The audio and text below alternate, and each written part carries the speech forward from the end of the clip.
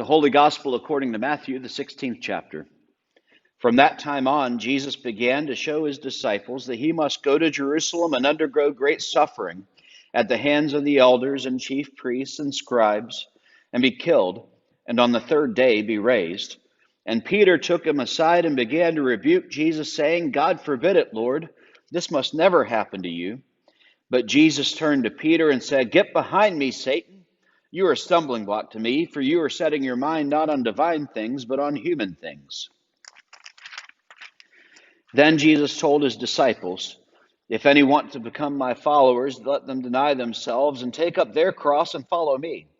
For those who want to save their lives will lose it, and those who lose their life for my sake will find it. For what will it profit them if they gain the whole world but forfeit their life? Or what will they give in return for their life? For the Son of Man is to come with his angels in the glory of his Father, and then he will repay everyone for what has been done. Truly, I tell you, there are some standing here who will not taste death before they see the Son of Man coming in his kingdom. The Gospel of the Lord. Now, this lesson begins with from that time on, and I'd like to remind you about what that time was. That time was what we talked about last week when Jesus was with the disciples at Caesarea Philippi, standing on the ridge where all the monuments to all the pantheon of gods resided, standing in front of the gates of Hades, standing in front of the temple of Pan, where we remember that the sailor about a century before had announced that Pan is dead, in a play on words in the Greek that was stating all the gods are dead. And Jesus was asking the disciples, Who do you say that I am? And Peter said to him, You are the Messiah, the Son of the living God, as opposed to the dead God. And then Jesus, perpetuating what's known as the Messianic secret, where the disciples are able to talk about Jesus being the Messiah, but Jesus orders them sternly not to tell anybody. From this time on, Jesus began telling them what it means that he is the Messiah. And this is where Peter has problems. Because what it means to be the Messiah is not, as we've discussed, the expected Messiah who is coming with both the religious and martial might that comes from one who is a conquering Messiah, a conquering general, one who comes to set their record straight and cast off the Roman oppressors and once more recapture the glory of the promised kingdom of Israel. The Messiah is not the one who is going to drive Rome out according to the plan that God has for Messiah. But that is what Peter desires. That is what most of the Jewish folks of that time expected. And there's even a large school of thought identifying Judas as a zealot, that the reason Judas had planned to betray Jesus was not simply because he didn't like Jesus and needed a little bit of money, but because there's this thought that perhaps Jesus, if his life were on the line, would be compelled to act in the way that that group was hoping, that it would spark the revolution that would cast off the Roman rule. And so when Jesus was telling his disciples that what it means to be the Messiah that God sent rather than the Messiah that they expected, and this means going to Jerusalem, suffering at the hands of the scribes and the chief priests and Pharisees, dying on the cross and afterwards being raised. And my seminary professor of pastoral care, Dr. Tony Everett, used to say, whenever anyone asks you, WWJD, what would Jesus do? Jesus would go, suffer, die, and rise. And unless we're prepared to imitate that, then perhaps this question is more dangerous than what we imagine. And that idea that what would Jesus do is go, suffer, die, and rise, that goes so much against, I think, what the character of that question, what would Jesus do, is intended to be. Because what would Jesus do is intended to be sort of a moral argument. It's intended to be an argument about integrity. It's intended to be a comment about, if we just do what Jesus would do, then everything would be fine. And I think it certainly does not have at its heart this idea of self-sacrifice. I think it has at its core this idea that's mistaken that Christianity is really a morality cult, that it's really about, I go to church to be a good person. I go to church so that I can learn to follow the rule. I go to church for whatever it is I go for. But there's a difference between following the Messiah that we expect and following the Messiah that God sends. Because I think, like Peter, all too often our minds are set on human things. They're set on the values of this world that are drawn up by the schematics according to our culture, rather than living with the change of heart and mind that comes from discerning the will of God, in which we find all that is beautiful, all that is pleasing, all that is complete. And instead join with Peter. Wait a minute, you're going to die? I don't even think Peter heard all of what Jesus was saying. I think what Peter heard was that as the Messiah that Peter had just confessed, Jesus was saying his job was to go to Jerusalem, suffer at the hands of the chief priests, scribes, and Pharisees, and be killed. And Peter stopped listening. Or, even if he did listen to that last section and be raised, maybe Peter just didn't have the context to understand what that really means. And why this was something that is just as important as everything else, and that nothing else can be accomplished if these other things don't happen. And so Peter says, God forbid it, Lord. Basically he says to Jesus, listen, not on my watch, buddy. Not if I have anything to say about it. And how often do we feel this way? We meet somebody, we're involved in something, and we find ourselves committed to it. And they tell us a hard truth about what it means to be involved in it. And our response is, not on my watch. This happens so often in the church, where we recognize that whatever culture it is we're accustomed to in the church, it just can't survive the way it was. And people trying to keep things the way they're accustomed to it.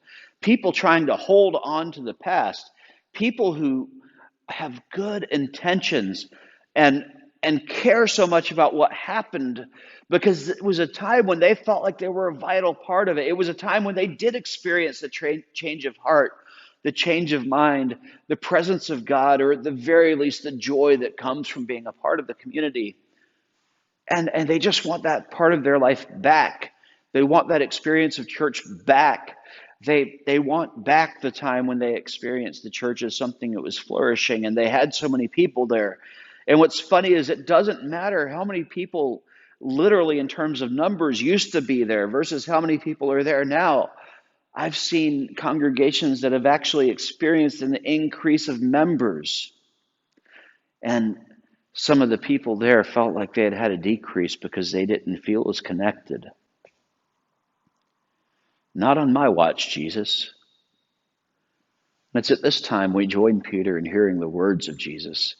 Get behind me, Satan, for you're putting your mind on the things of this world and not the things of the Spirit.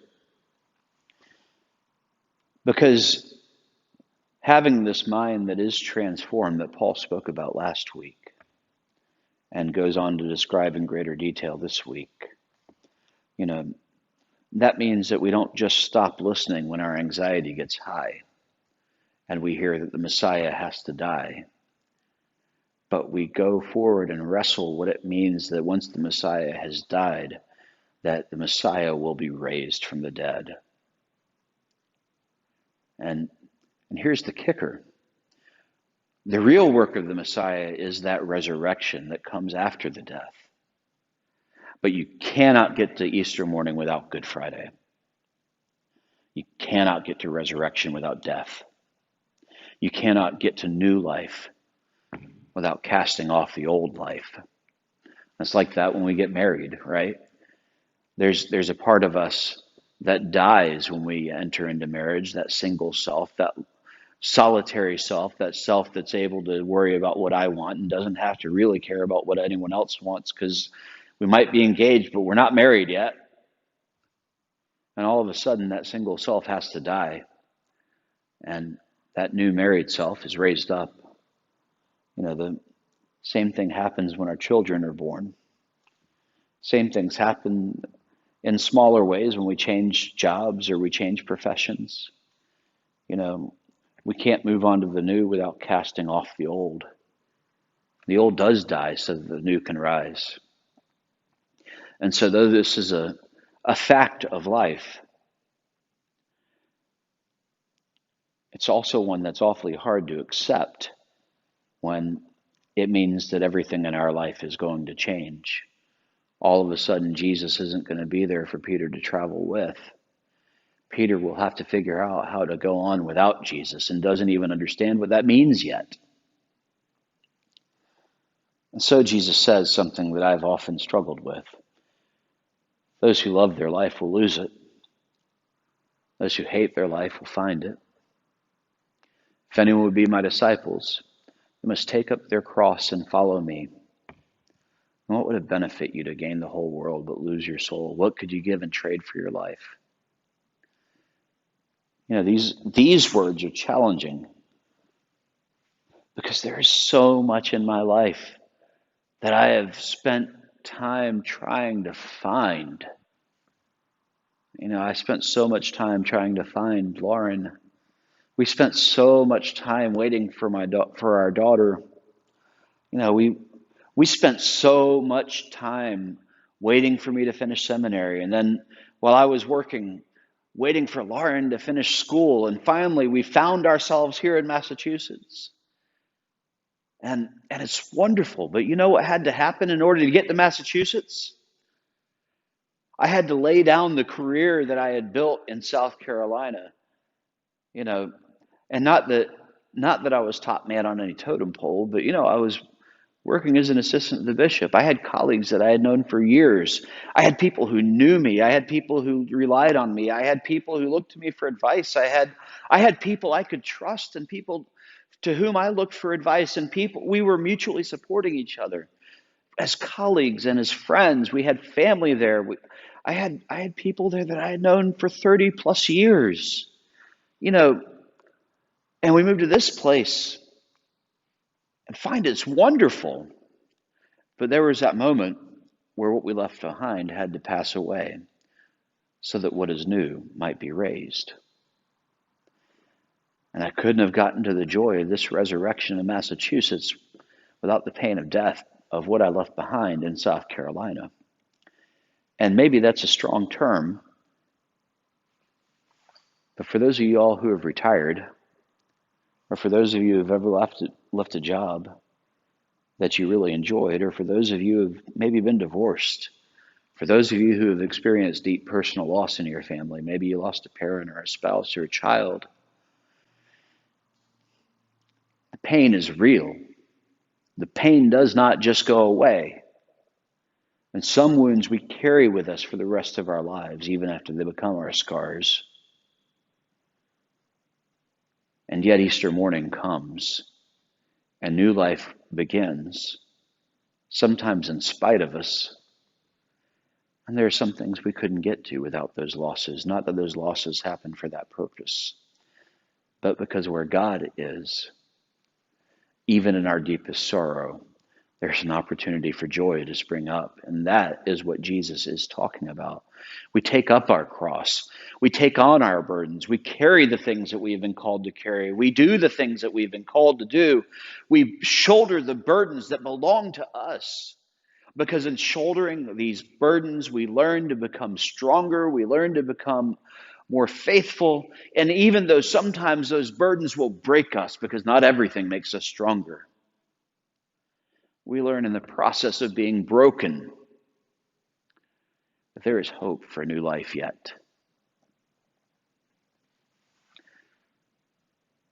Those who try to keep their life will lose it, because those of us who try to keep everything the same wind up inarguably and unavoidably disappointed. Those who lose their life will find it, because when we finally let go of those things to which we cling in unholy and unhealthy ways, we find that we can breathe again. We find that the sun will rise again. And we find that somehow we can go on. So this week,